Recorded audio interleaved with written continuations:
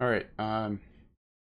So pretty much what I'm gonna do today, right, especially after we've seen this, I really just want to organize myself. Right, just gonna start fresh. Start, obviously from my weekly. My monthly is about to close next week, so we'll probably focus more on that next week. I believe it closed on Tuesday. It closed on Monday. Yeah, the 28th. Closed on Monday. So that monthly closure on Monday is going to be very, very crucial. And we could be running into something very, very interesting very, very soon.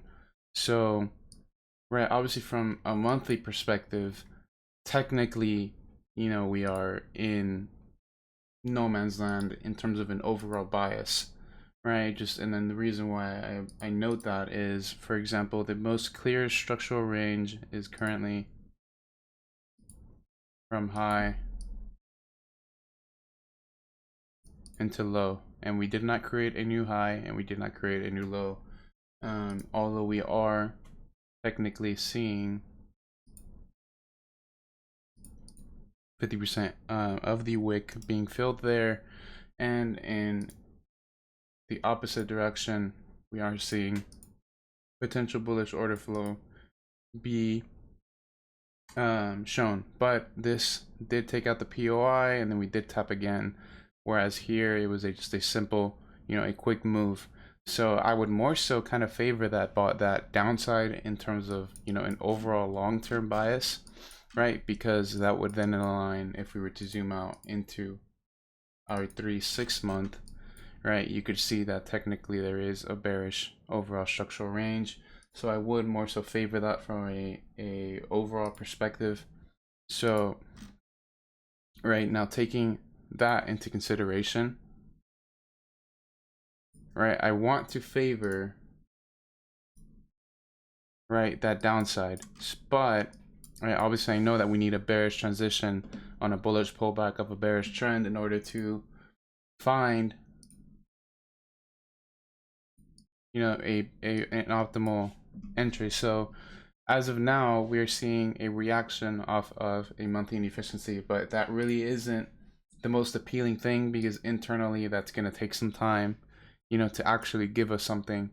So when I'm looking at this now from a daily perspective, I want to analyze, right, what trend I'm in at the moment, right? And as of my swing,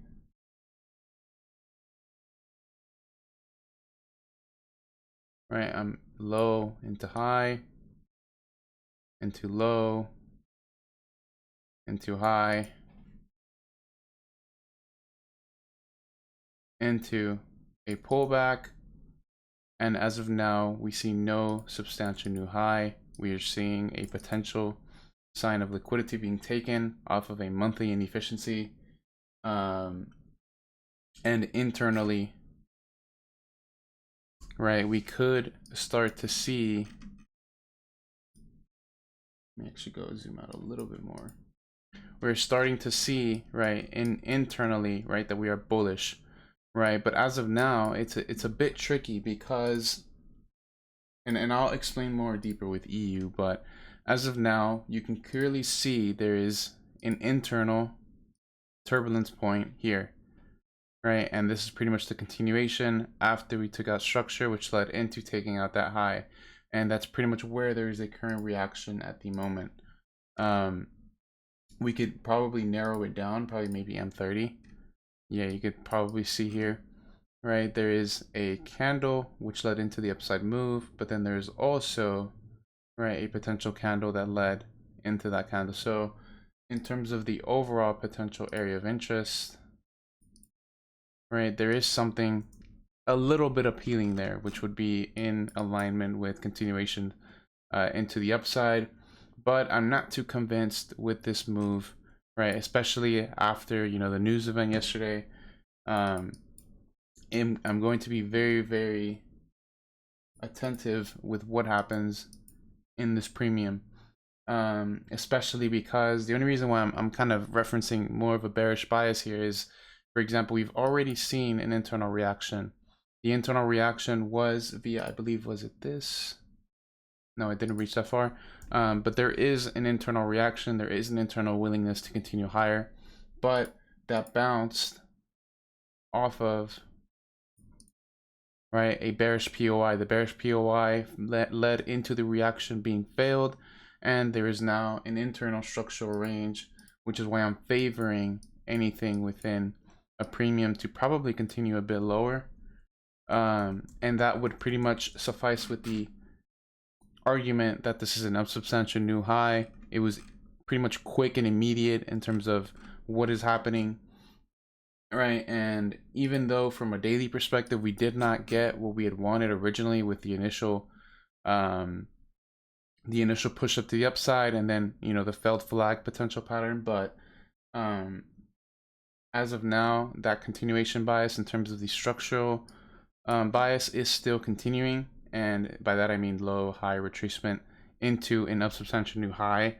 So as of now, right, the weekly looks like it wants to reject, but it's not really the most optimal area of interest. I believe this is the wick that we had also referenced. I believe Dom told me about this a couple weeks ago, or I don't know if somebody may have brought that up, but there is also the wick of interest within the monthly POI, and that is also where we're reacting from now. So I don't necessarily want to rush too much into the reaction, but these are the areas where you catch those, you know, very, very big moves, because for one, your swing is bullish, right? But your weekly, monthly is bearish. So if you catch that transition, you're looking at a massive move. You know, you're looking at an impulse the size of this, you know what I mean? And these are the types of moves that we want, but we also have to acknowledge that because it's such a big move that they take time, right? So I'm not in any rush with this, but although we might get a nice little reaction here, I do definitely want to favor that bearish bias, especially also when we're looking at this from a daily, right? This looks, you know, a bit suspect.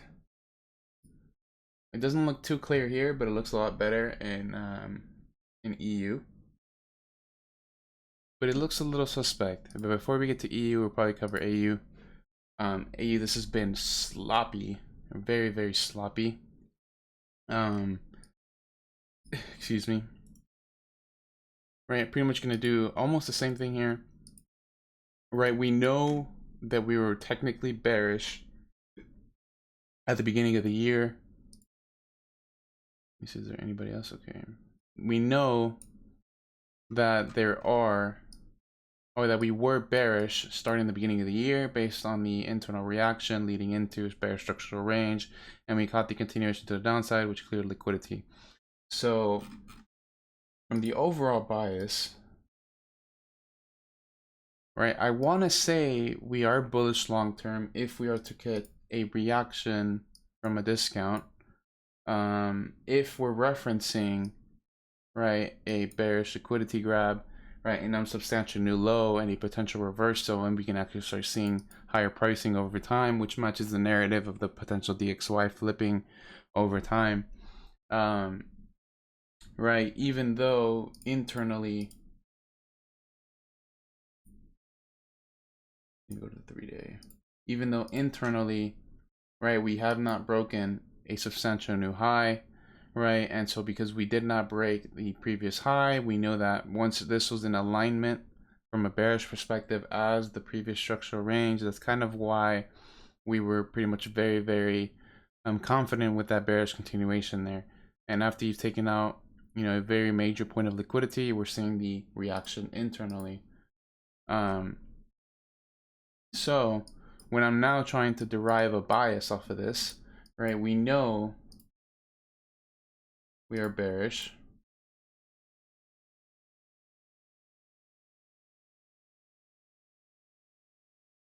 Right, and as of now, we have challenged it, creating an unsubstantial new low, right, and an internal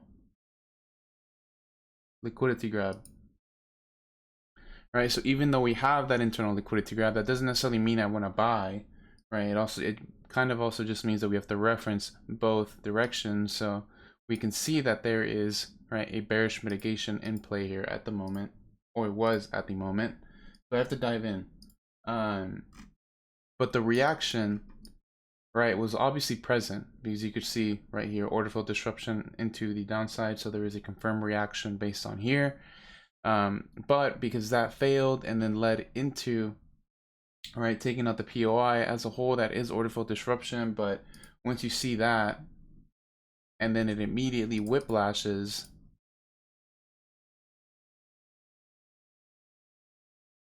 as you can see, it whiplashes, right? And I was looking at this earlier, seeing why this had happened, and there is a clear POI here, but that's a bit hard to play at the moment, right? Because the only way you're going to play this, right, is if you're playing based off of the order flow disruption, which is there, right? And the order flow disruption would then make this your invalidation in terms of structure. That makes your invalidation point present there. So this would have been technically, you know, a potential scenario, but at the same time, it's kind of hard to argue with bullish bias, you know, when our previous, you know, pretty much our entry from the beginning of the year is still intact, right? So it's a bit conflicting because you have the bearish bias in terms of continuation, but you have the bullish bias in terms of a internal liquidity grab, right? And the order flow disruption. So as of now, I really would like to see us clear some sort of structure, but at the moment it's a bit messy. It's a bit unclear in my eyes from a swing perspective, especially if you start to dive in even more.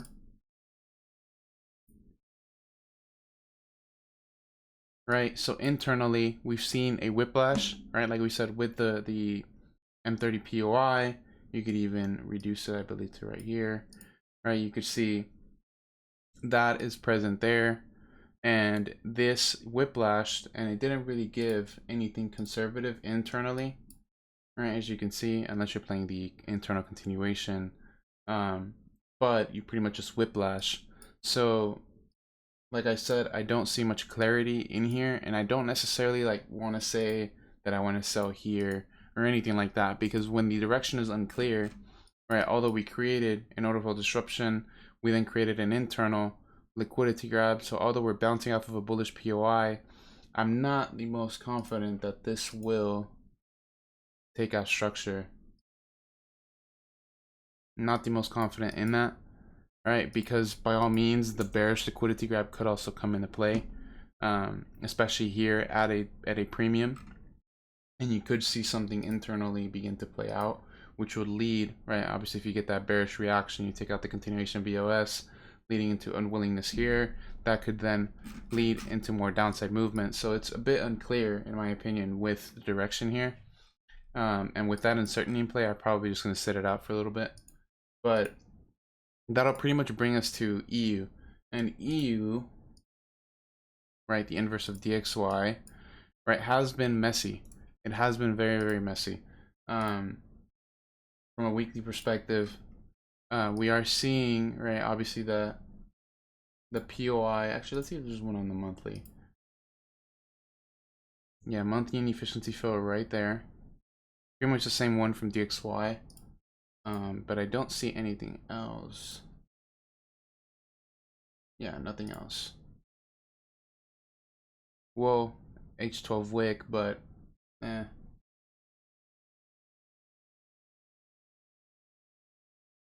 Yeah, you could even see the 50% inefficiency here, potentially. Not fully. So this would probably be something cool to know. So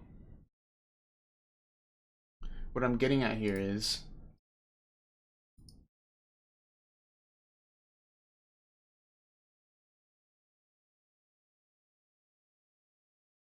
I don't know what you're talking about, bro. You gotta be specific. I don't know what you're referring to.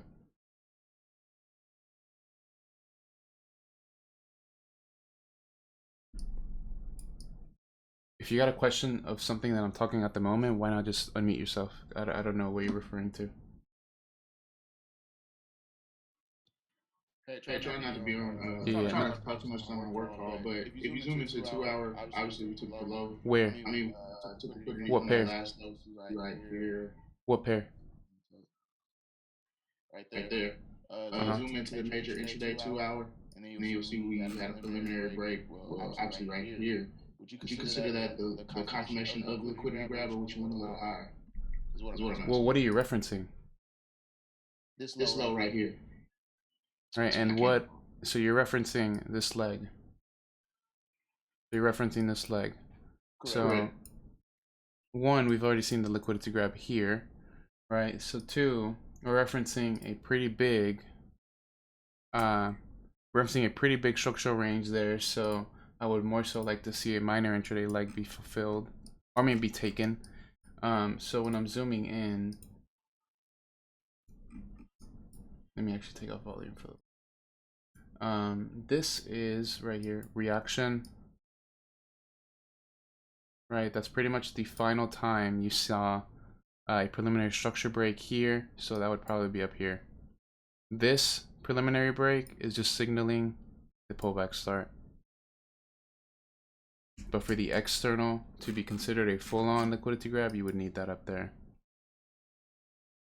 So this, this just signals the pullback beginning. Yep. But what's cool here, go back to daily.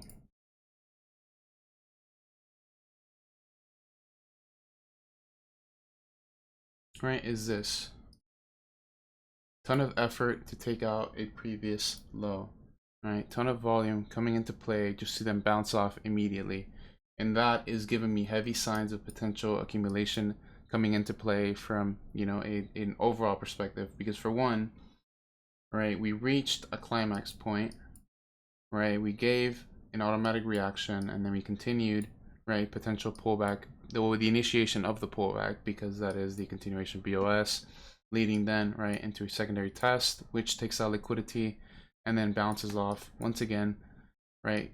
Meaning giving another potential sign of strength, right? But because we said this is not a substantial new high and that is a bearish liquidity grab internally, then we then led into another drive.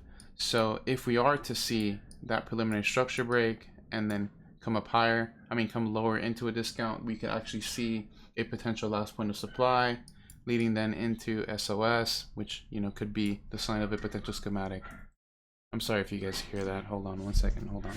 It's my neighbor's dogs. Hold on.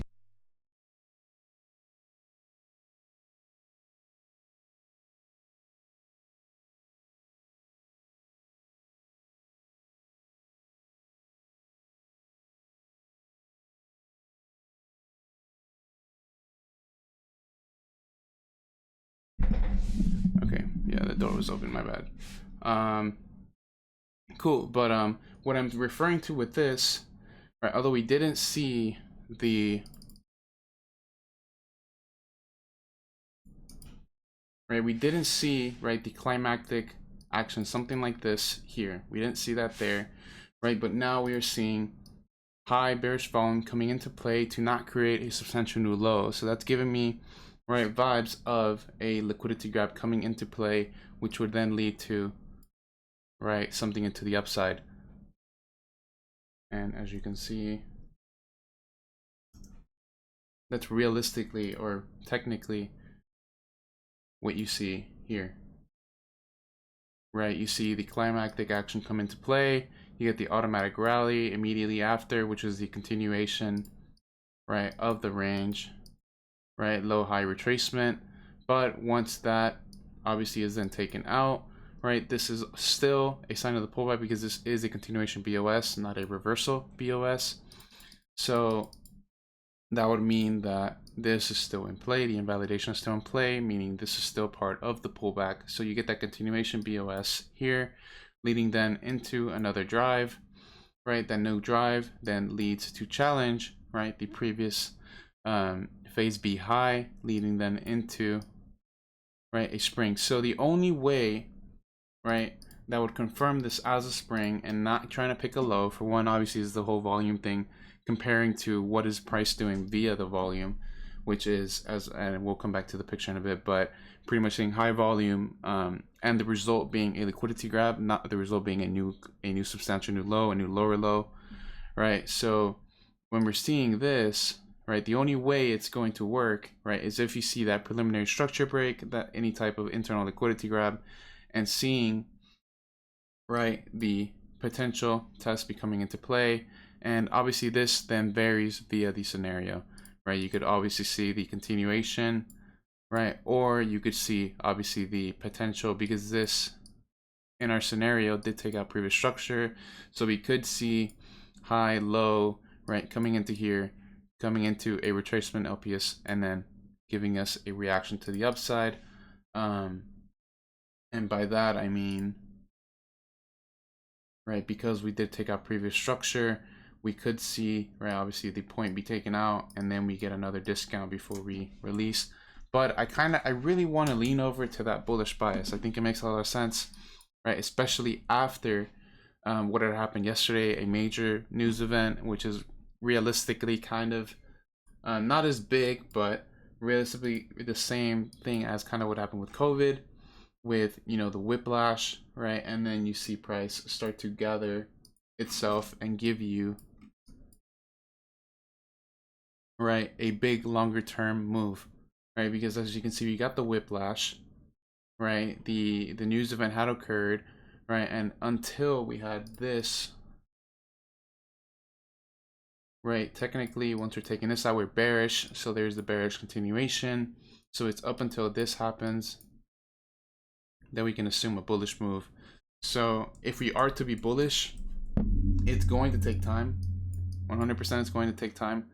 It's barely been 2 days, but it is going to take time, and it is going to give, you know, multiple opportunities, just as this move gave multiple opportunities. But yeah, we could be seeing something interesting here, especially with how we're wrapping up month 2 of Q1. Right, it's going to be very interesting to see how we close after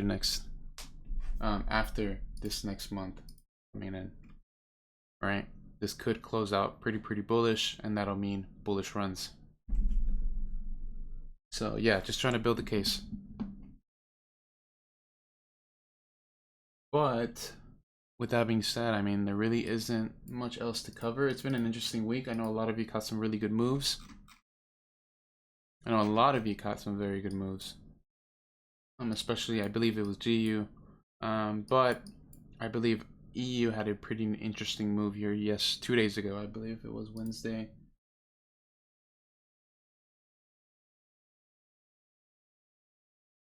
Yeah, I believe Tomas caught this move. But unless you guys have something to cover, any studies to cover, anything you guys want to bring up. Let's see, how many people do we?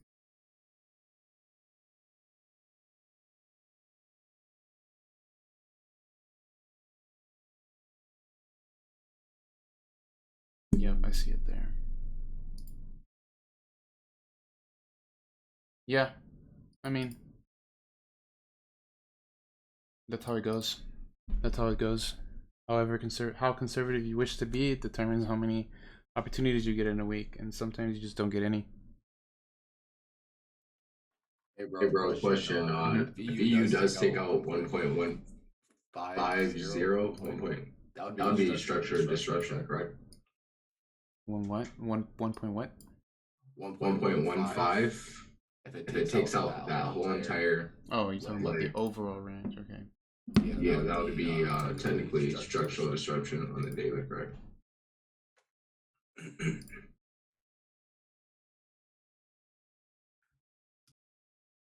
Yes.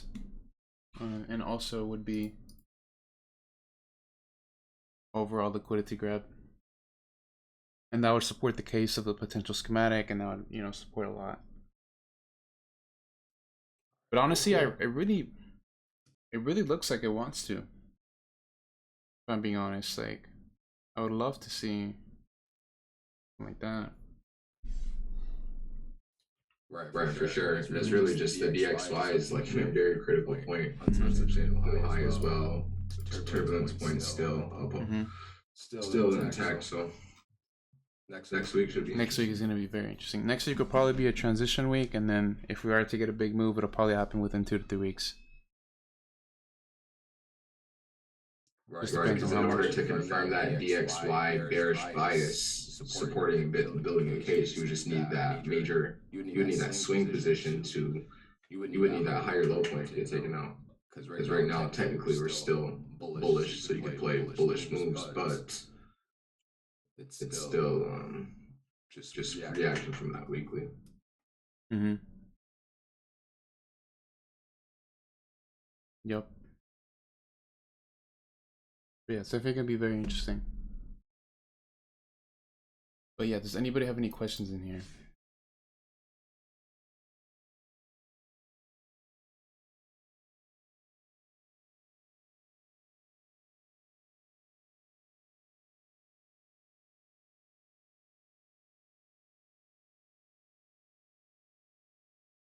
You see EG, you can show me what you see in EG, but I probably won't give you anything for EG. Yeah, this is disgusting. This has not moved since the last time we reviewed this, what, a couple months ago? I mean, a couple weeks ago. This is literally not moved.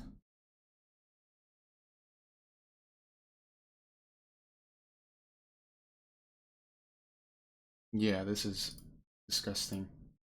Yeah, that's disgusting.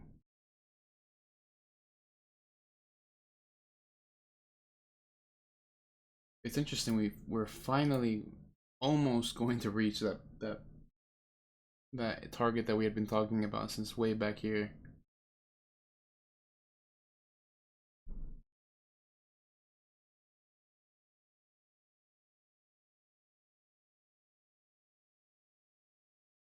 But yeah, no, I have nothing to say with this one. This is disgusting. This is not.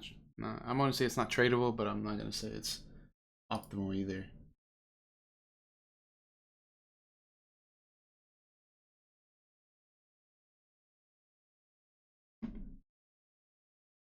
Yeah, I don't know what you want me to say with this, but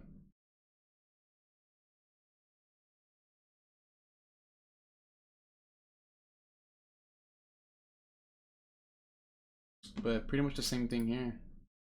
You see the whiplash, unsubstantial new high.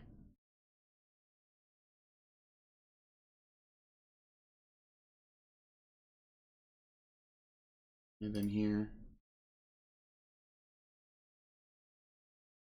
right, the whiplash, substantial new high.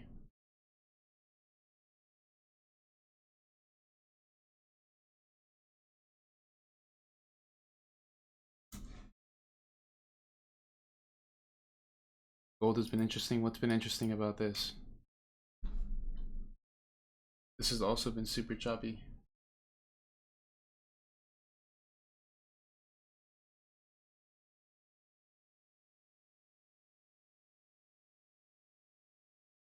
Yeah, this took liquidity here.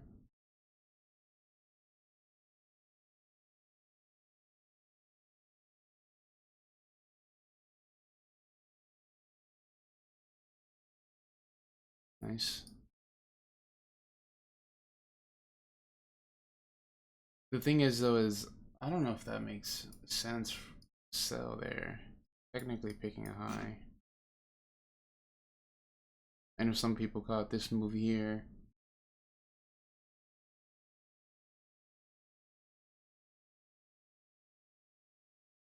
But actually does look bearish. No, actually if you're selling here it makes sense. If you're selling here it makes sense for sure.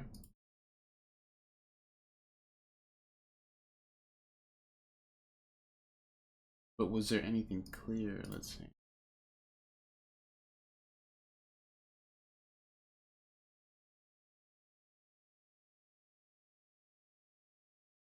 Nah. Yeah, nothing too clear.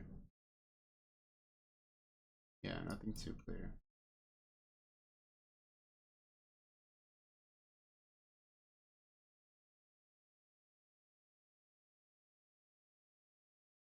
Yeah, nothing too clear.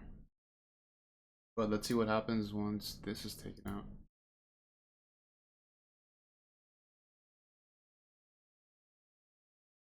Going to be very crucial.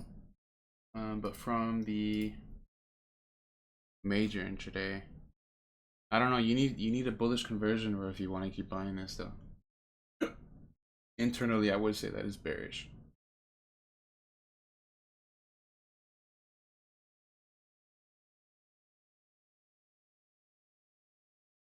Yeah, I mean, if you're gonna pick that high, bro, I mean, good luck. But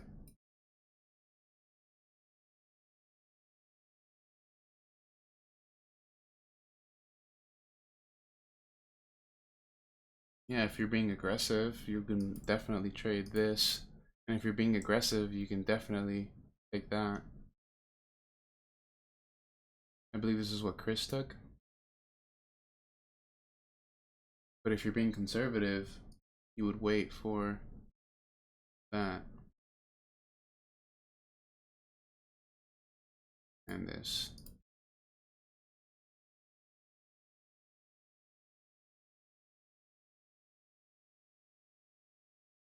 Because this, at least, you know, you're catching the pullback at least. How many pips is that? 13 pips? Not bad. 13 pips on gold is not bad at all.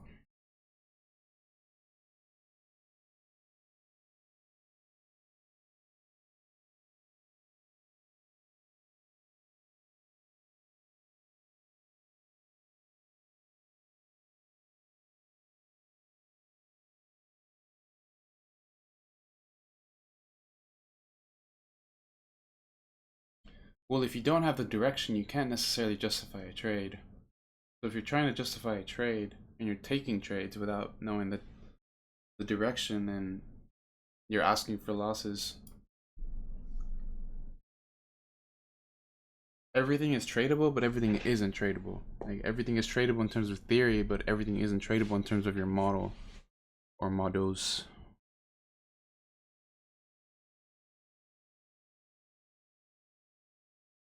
I think eliminating that FOMO part is probably the hardest part. Because you see, oh, he's taking that trade. Why am I not taking that trade? Well, you're already fucking up because you're comparing yourself. Yeah.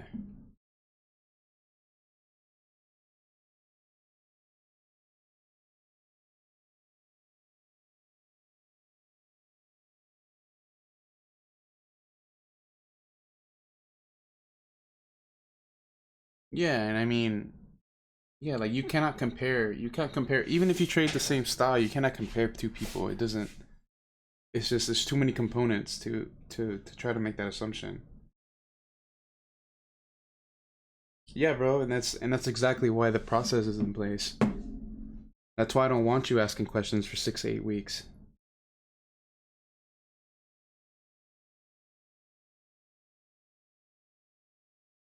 Like, realistically, I should be doing 2 to 3 months of you doing that. But I know people would get super mad about that because they're all in such a rush. Like, oh, I bought the course today, I want to make money tomorrow. Well, sorry, bud.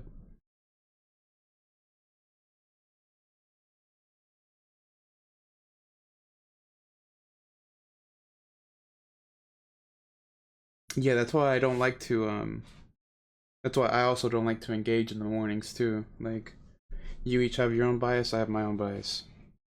And I don't want your bias to fuck with mine.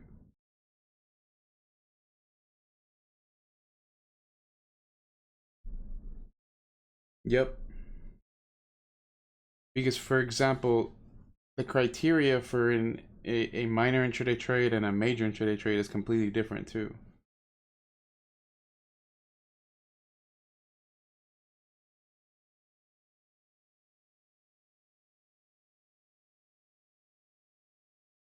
And you could say you want to stick to continuations, but what kind of continuations, you know what I mean? Because people want to scalp minor intraday continuations, but then get caught up in the pullback. You see what I mean?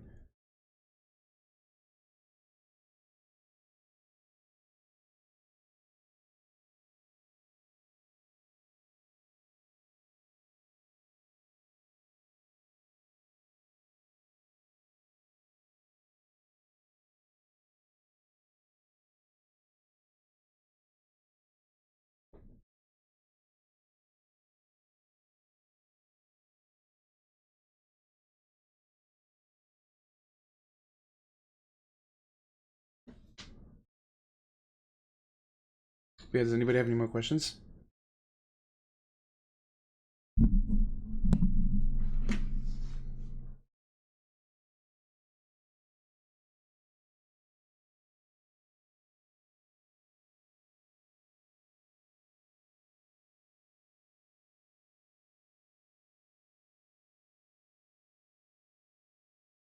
I mean, have I ever sold you a dream?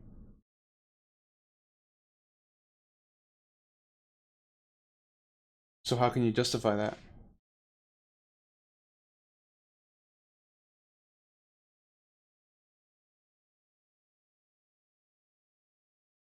Oh yeah.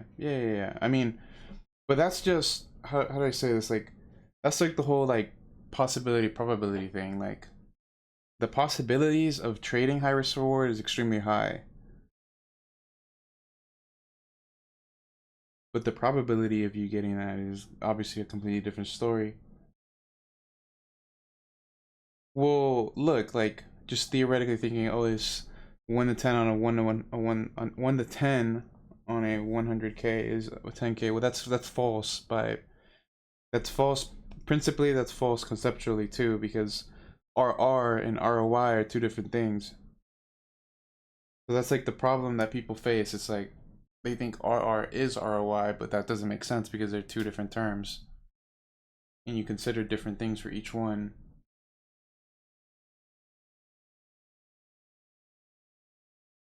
Right? Or you could argue it to be more towards your probability side, whereas um, your actual ROI goes more into the certainty side. And by that I mean it's your result.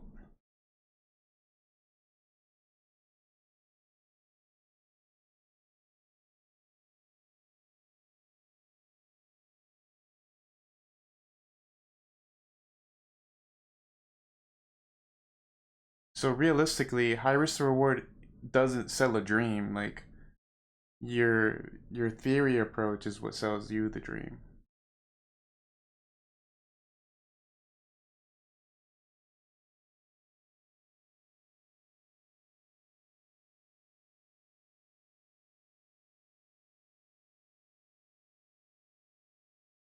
Yep, it's win rate RR management.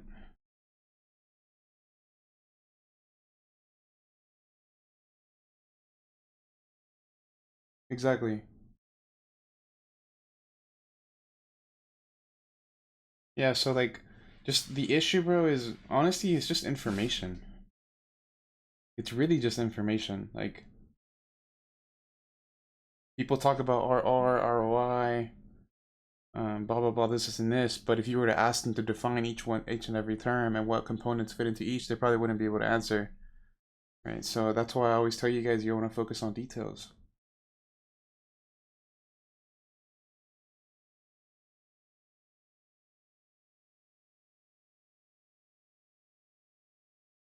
That's the whole point of pair behavior, that's the whole point of finding trading models, details.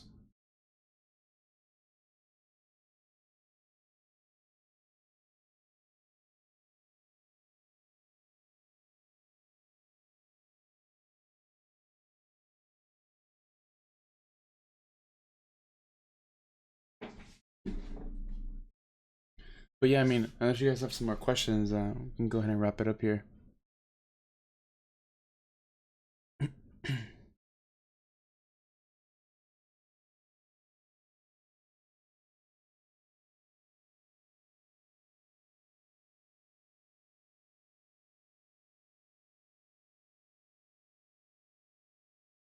Cool, any more questions?